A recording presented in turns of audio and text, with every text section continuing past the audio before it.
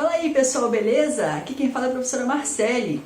Na aula de hoje nós vamos conversar um pouco sobre alguns antibacterianos que atuam inibindo a síntese proteica. Quer saber um pouco mais sobre isso? Bora lá!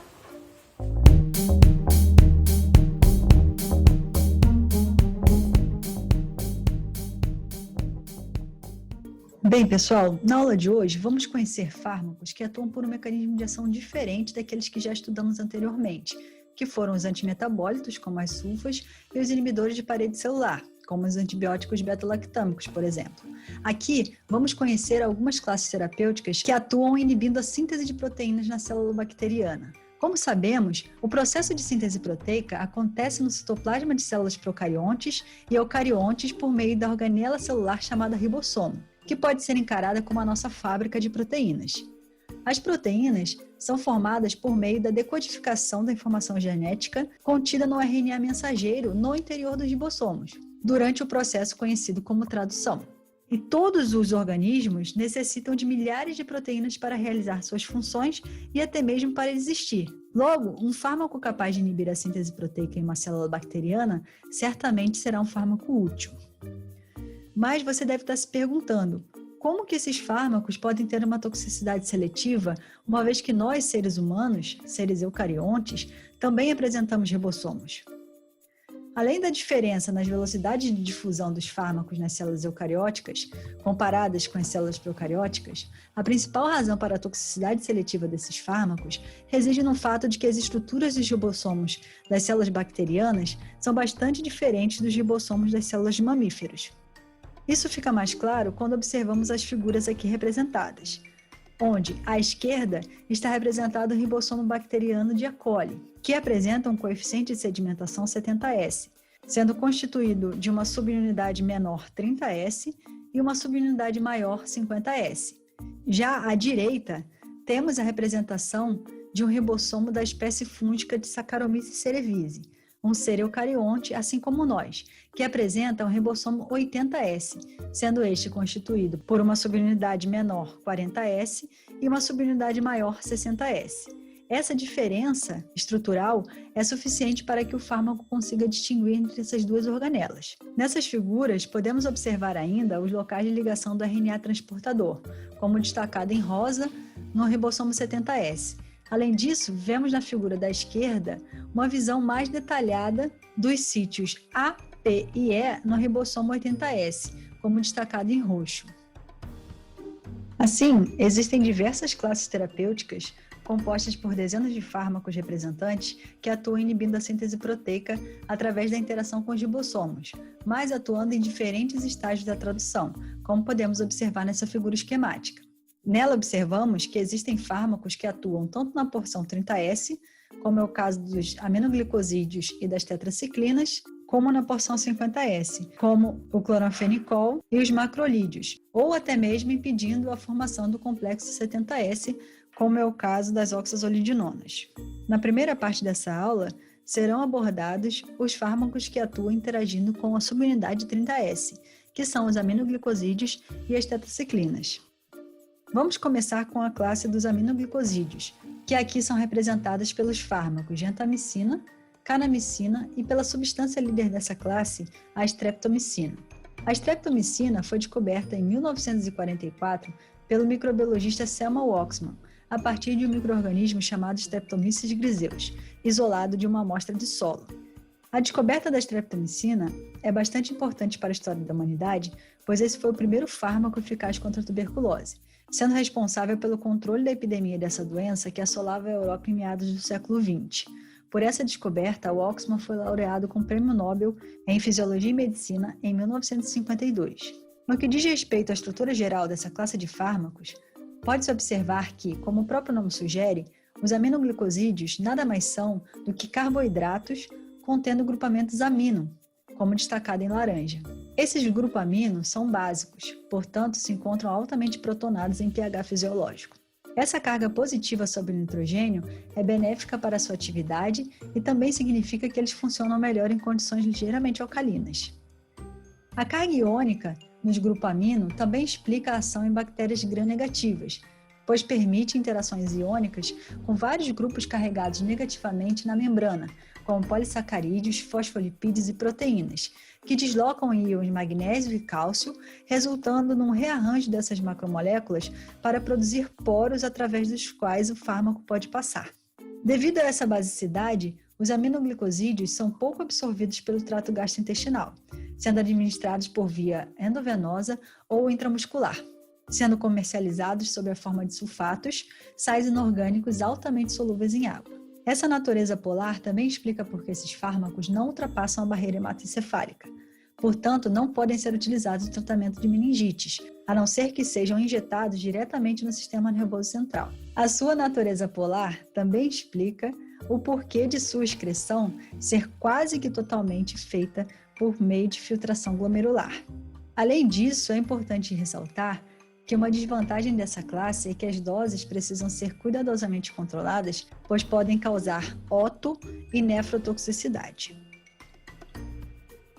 Com relação ao seu mecanismo de ação, pode-se dizer que o mecanismo principal está ligado à interação com o RNA ribossomal da unidade 30S do ribossomo bacteriano. Assim, esses fármacos formam complexos estáveis no sítio A, como destacado em laranja, inibindo a translocação, ou seja, a movimentação do ribossomo ao longo da fita de RNA mensageiro, provocando assim a inibição da síntese proteica. Um outro mecanismo associado é que os aminoglicosídeos podem causar erros de leitura na sequência de aminoácidos, ou seja, erros nessa decodificação, gerando proteínas aleatórias, o que poderia alterar a permeabilidade da membrana plasmática. Portanto, esses efeitos associados, inibição da síntese proteica e alteração da permeabilidade da membrana, fazem com que os aminoglicosídeos sejam bactericidas.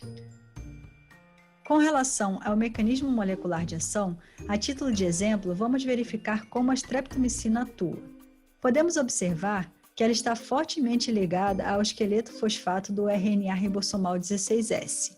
Conseguimos observar inúmeras ligações de hidrogênio entre os grupamentos amino e hidroxilas, como destacados em amarelo, presente nas estruturas da streptomicina e dos nucleotídeos do RNA 16S, ou na lisina 45, da proteína auxiliar S12. Também há interações do tipo íon dipolo entre os grupos fosfato, presente nos nucleotídeos do RNA 16S, e as hidroxilas do esqueleto glicosídico da streptomicina, como destacadas em azul.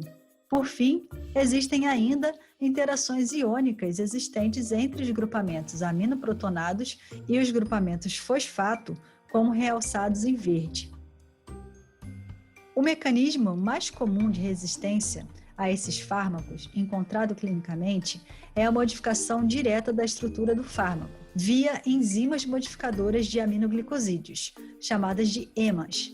Essas enzimas bacterianas intracelulares catalisam a modificação covalente de grupos amino, em rosa, ou hidroxilas, representados em verde e azul, da molécula de aminoglicosídeo, nesse caso, a canamicina. Existem 3 classes de enzimas modificadoras de aminoglicosídeos: as fosfotransferases, as adenililtransferases e as acetiltransferases.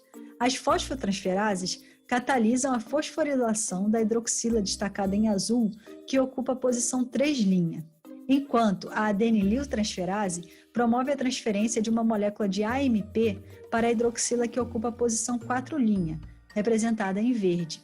Por fim, as acetiltransferases introduzem um grupamento acetil no grupamento amino que ocupa a posição 6', representada em rosa. Todas essas reações fornecem produtos inativos. Assim, o fármaco quimicamente modificado exibe uma ligação diminuída frente ao sítio A do ribossomo 16S bacteriano, resultando na perda da atividade antibacteriana e um fenótipo resistente em organismos que abrigam essas enzimas. Essa observação levou a modificações estruturais que pudessem impedir a ação dessas enzimas. Por exemplo, os análogos 3-oxocanamicina foram obtidos por oxidação da hidroxila presente em 3', transformando-a em uma carbonila de cetona, representada em azul. Essa carbonila sofre uma reação de hidratação, como representada em verde, gerando uma espécie ativa que, mesmo sofrendo a reação de fosforilação, gera um produto fosforilado instável, em azul, que se degrada, originando novamente a 3-oxocanamicina, fazendo com que essa molécula supere o problema de resistência oriundo da ação das enzimas fosfotransferases. Muitas vezes, o aminoglicosídeo é combinado com outros fármacos inibidores de parede celular, visando aumentar a sua permeabilidade. No entanto, uma incompatibilidade interessante foi descoberta. Com certos antibióticos beta-lactâmicos, os dois medicamentos reagem um com o outro, de modo que ocorre uma reação de N-acetilação na gentamicina, onde o grupamento amino em azul reage com a carbonila do antibiótico beta-lactâmico em vermelho, inativando assim ambos os antibióticos.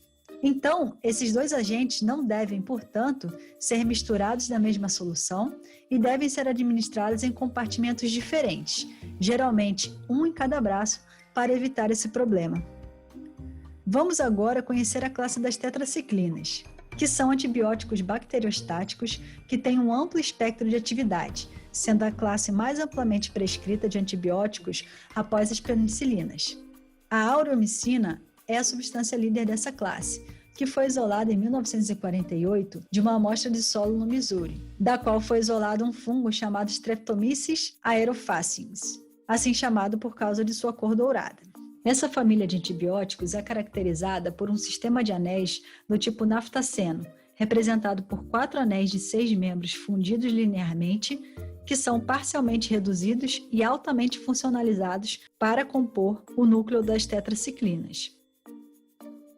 É importante que a gente compreenda algumas características químicas das tetraciclinas que vão explicar um pouco da sua reatividade. Por exemplo, as tetraciclinas são substâncias anfóteras que apresentam 3 faixas de pKa que foram reveladas por titulação. A primeira delas varia entre 2,8 e 3,4 e corresponde ao sistema de triona conjugada, destacado em azul, sendo esse tão ácido quanto o ácido acético. A segunda faixa apresenta valores entre 7,2 e 7,8, que corresponde ao sistema de enona fenólica conjugada, representado em verde. E a terceira possui valores entre 9,1 e 9,7, correspondente à porção de metilamino, destacada em rosa, sendo essa uma função básica, o que permite que as tetraciclinas sejam comercialmente disponíveis na forma de cloridratos, solúveis em água. A estrutura das tetraciclinas é bastante instável, que está associada a alguns problemas, como, por exemplo, a complexação com metais, a epimerização ou ainda reações de degradação em meio básico ou ácido, como veremos a seguir. Por exemplo, o sistema de enona fenólica conjugada é capaz de formar sais por quelação ou complexação com íons metálicos ditrivalentes, como representado em azul. Os sais de íons metálicos como ferro, alumínio, cálcio e magnésio são bastante insolúveis em pHs neutros, o que é um inconveniente para a preparação de soluções aquosas e também interfere na sua biodisponibilidade oral. Consequentemente, as tetraciclinas são incompatíveis com a coadministração de antiácidos, suplementos de ferro e com o consumo concomitante de produtos ricos em íons cálcio, como o leite. Além disso, os ossos e dentes, que são os mais visíveis, são estruturas ricas em cálcio e, portanto, acumulam tetraciclinas, sobretudo na infância, quando esses elementos estão sendo formados. As tetraciclinas normalmente são amarelas, e isso leva a uma descoloração progressiva e permanente que, em casos avançados, tornam os dentes amarronzados. Para evitar isso, as tetraciclinas normalmente não são administradas às crianças, uma vez que estão formando a sua dentição permanente. A orientação espacial do grupamento dimetilamina, presente na posição C4, representada em azul, é essencial para a atividade biológica das tetraciclinas. Portanto, quando acontece o processo de epimerização, é formada a epitetraciclina, que é inativa. A epimerização acontece devido à presença do sistema tricarbonílico nesse anel, que permite a tautomerização, que envolve a perda do hidrogênio presente em C4, dando origem a um carbono trigonal plano, que é proquiral. Isso significa que a reprotonação pode ser feita tanto pela face superior quanto pela face inferior da molécula, o que fornece uma mistura de epímeros, ou seja, uma mistura de dois diastereisômeros que diferem entre si apenas pela configuração de um carbono quiral. Essa epimerização é mais rápida em pH perto de 4 e é mais lenta no estado sólido. Ainda assim, preparações antigas de tetraciclinas podem perder aproximadamente metade de sua potência por essa via. Outro problema associado a essa estabilidade das tetraciclinas é a degradação que essas podem sofrer tanto em meio ácido quanto em meio básico. Em meio ácido, a maioria das tetraciclinas naturais possui uma hidroxila benzílica na posição 6, como representado em vermelho. Esse grupo possui uma geometria ideal para sofrer desidratação catalisada por ácido, uma vez que o hidrogênio da posição vizinha está em posição antiperiplanar, favorecendo assim a eliminação. O produto resultante é um derivado do naftaleno, que por razões energéticas é favorecido, uma vez que é aromático. No entanto, o produto formado, a nidrotetraciclina, é biologicamente inativo. Outra reação de degradação envolvendo a hidroxila em C6 que pode acontecer é a clivagem da ligação CC do anel, gerando um produto lactônico, uma isotetraciclina, que também é inativa.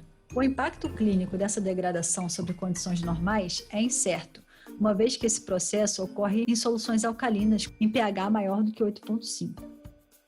A respeito do mecanismo de ação das tetraciclinas, pode-se dizer que esses fármacos inibem a síntese de proteínas ligando-se ao RNA ribossomal 16S da subunidade do ribossomo bacteriano 30S, impedindo assim a acomodação dos RNA transportadores de unidades de aminoacila recebidos no sítio A. Isso interrompe a adição adicional de aminoácidos à crescente cadeia de proteínas que está sendo formada, assim como também inibe a liberação de proteínas previamente formadas. Com relação ao mecanismo molecular de ação, sabe-se que, no local de ligação, a tetraciclina utiliza sua superfície hidrofílica, representada pelos grupos oxigenados em vermelho e nitrogenados em azul, para interagir com o sulco menor irregular da hélice 34 e com a alça H31 do RNA 16S. Isso é consistente com as observações de que alterações na superfície hidrofílica da tetraciclina abolem a atividade antimicrobiana do fármaco, enquanto que a superfície hidrofóbica é mais passível de modificação sem perda de atividade, como visto em muitos derivados de tetraciclinas. Mais especificamente, o lado hidrofílico da tetraciclina estabelece ligações de hidrogênio com os átomos de oxigênio dos fosfatos dos nucleotídeos na hélice 34 do RNA 16S, direta ou indiretamente via coordenação com o íon de magnésio, como representado em laranja. Outra possibilidade é que o íon de magnésio adicional, representado em azul, pode mediar a interação entre o esqueleto fosfato da guanina 966 na hélice 31 e o anel A da tetraciclina. Cabe ainda destacar em verde uma interação do tipo empilhamento π existente entre o anel D da tetraciclina e a base citosina 1054 do RNA 16S. Bem, pessoal, então na aula de hoje nós conhecemos alguns fármacos que são inibidores da síntese proteica, principalmente aqueles que interagem com a subunidade 30S do ribossomo bacteriano, que correspondem às classes dos aminoglicosídeos e das tetraciclinas. Nós observamos também algumas características químicas desses fármacos que explicam as suas reatividades e são responsáveis por alguns problemas farmacocinéticos e farmacodinâmicos. Além disso, nós compreendemos um pouco melhor como funciona o mecanismo de ação molecular dessas classes terapêuticas. Bem, pessoal, por enquanto é isso. Espero que vocês tenham gostado e até mais.